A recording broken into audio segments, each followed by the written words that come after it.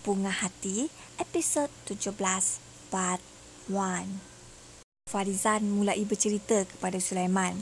Sebenarnya, dia pernah bekerja dengan Rita, tapi Rita dah berhentikan dia. Mendengarkan itu, Datuk Sulaiman terus bertanya, "Oh, maknanya dia pernah bekerja dengan Rita?" Farizan mengangguk. Tapi, Rita takkan berperang dengan orang tanpa sebab. Biasanya, sama ada orang tu sangat bodoh atau sangat pandai. Dia mana satu? Soal Sulaiman. Mendengarkan itu, Farizan tersenyum. Sangat pandai. Sekarang ni, kawan saya tu berniaga nasi lemak. Dia berniaga dekat depan masjid, balas Farizan. Mendengarkan itu, Sulaiman terperanjat. Saya pernah makan nasi lemak kat situ. Memang sedap. Siapa namanya? Soal Sulaiman. Kasih Dilaila Abdul Talib, beritahu Farizan. Sulaiman tersentak. Nama gadis itu sangat dekat dengannya.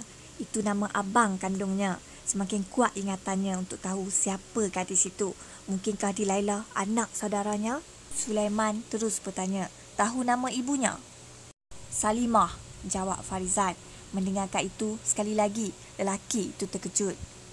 Ya, Salimah pernah memberitahunya yang dia ada seorang anak, tetapi anaknya itu sudah meninggal. Apakah Salimah sengaja membohong? Apa alasannya? Sulaiman terus terpaku. Farizan mulai bersuara. Datuk Seri kenal Pak Razak? Sulaiman mengangguk. Sahabat lama saya dan sekali-sekala kami ada berhubung. Kenapa?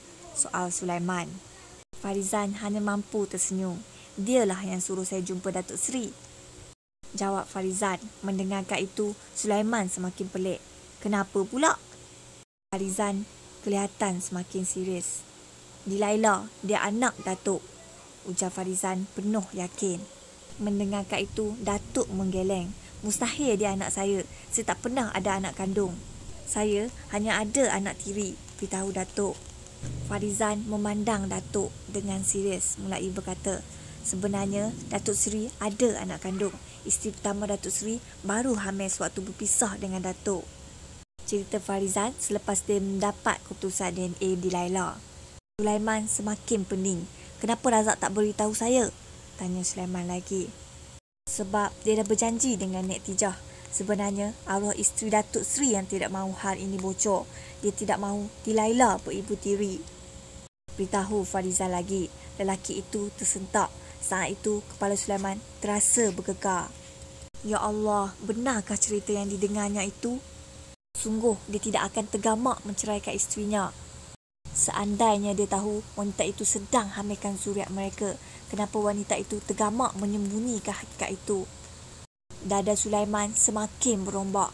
Tengkuknya terasa mencucuk.